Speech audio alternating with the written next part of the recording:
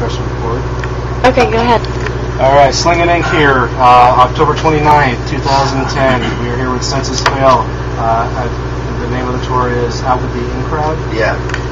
If you guys would just like to go around the room, tell us your name and what you do in the band. Dan, I play drums. Jason, I play bass. Buddy, I tour manage. I play guitar. I'm Garrett, I play guitar. Sweet. All right, who is your current tattoo artist? If you have more than one, you can feel free to name them and the shop they work at. If you want to go around the room. Well, lately I've been going to Frank Murphy from Philadelphia Eddie's in Philadelphia. Philadelphia. Go to the website, I believe, whitedevil.com. Satan Lord. Sorry, SatanLord.com. White Devil is his... White Devil. You know, we share the same guy. Buddy had been going to him for a long time, and then I started going to him pretty recently. And everything's been good. Nobody else? I don't know, I go to Steve Turner at Hellbomb in Wichita, Kansas, and Josh Cruz from Artists at Large, Wichita, Kansas. That's it. I don't have a dude. Right. Just a random guy. Yeah. I've had other people, but he's your main artist. Current. He's your dude. Go to Satan Lord. Yeah, SatanLord.com. All right, your fourth full-length LP and newest album, The Fire. What is the inspiration behind the album, and why did you pick the name The Fire? The Fire started out as a joke from one of our friends. Something shitty happens to you, he asks you if it's the fire, and he wants to know if you're feeling it. So he goes, is it the fire? Are you feeling it? Like, let's say you catch your girlfriend cheating on you. He would proceed to ask, is that the fire?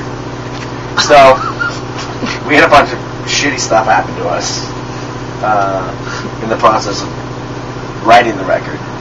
So it kind of felt like, is it the fire? Yeah.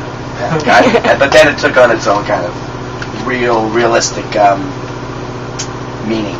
Just kind of the idea of... I can imagine that it could take on many meanings. Yeah. People. But that's where it came from. Yeah. I mean, it obviously doesn't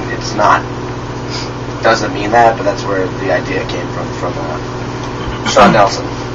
He was the originator of the idea. Is that the fire? Are you feeling it? Yeah, I actually got to listen to the entire album yesterday. Oh. And it's definitely kick-ass. Thanks. It's definitely a lot heavier than your older stuff. Yes, I think so. Thank you. Thanks. How does it feel that your song Can't Be Saved was included as a playable track in the video game Guitar Hero 3 Legends of Rock and the hit game Tap Tap Revenge 2? Tap and tap.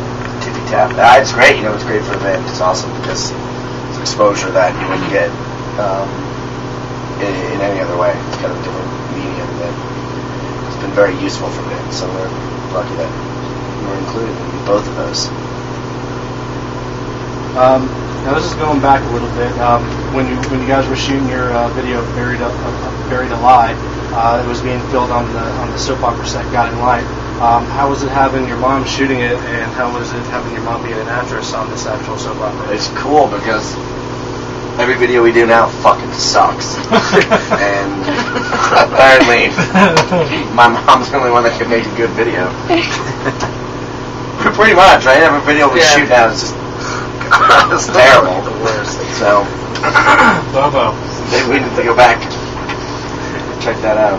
That's how I feel about that. All right. With Let It Unfold You's debut in early 2004, as a band, how did it make you feel getting signed to Vagrant Records and working with producer Steve Evans, who also produced acts like Saves the Day, A Static Lullaby, and Every Time I Die? I don't remember. It's a long time ago. I remember not demoing any songs.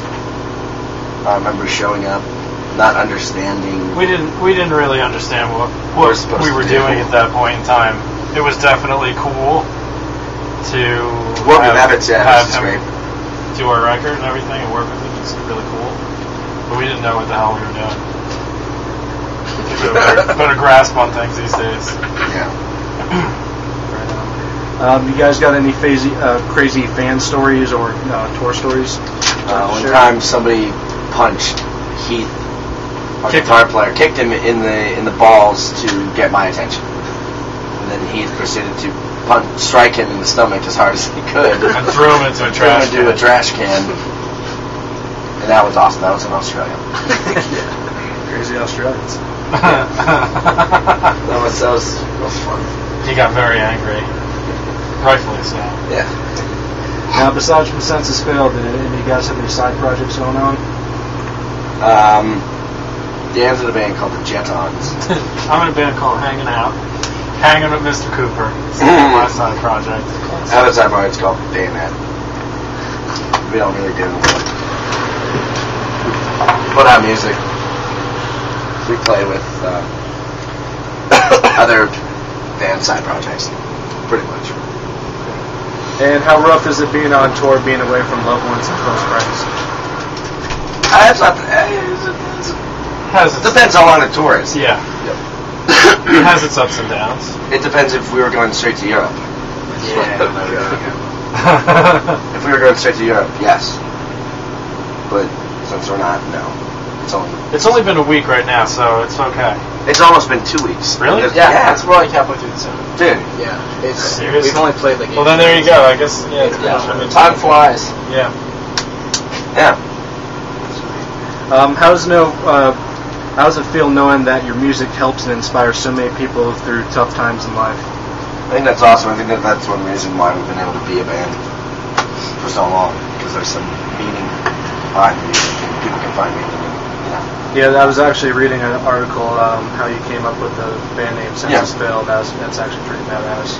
A lot of bands just that I've asked, they don't really have any meaning behind their name. Yeah, it's it's great. I think that's definitely one reason why a band like us, A-Side, any band that's been around more than a couple of years, why they're successful. Right. That has to be, some part of why they are successful. And last but not least, any big plans besides your current tour and record that just came out? What does the future hold for you guys? Any surprises? It's surprising right now because we don't know what we're doing. We're going to tour. We're going to go to Europe at some point in February. Then we're going to come home. Then we're going to go back out in America. Then we're going to go back to Europe. And then we're going to come back and we're going to tour again in America in the summer. And then I don't know. I really no idea. Maybe we'll go to Australia. That'd be cool. That's good. Right. Polish it off from that and then pack it. Yeah. Right on. I do appreciate you guys taking the time out to interview with Sling and Ink Magazine. Yeah, thank you very much. We greatly appreciate it. And I can't wait to see you guys perform tonight. Cool. Awesome, Thank you very much. Right on. Thanks, man. Thanks, man. And it's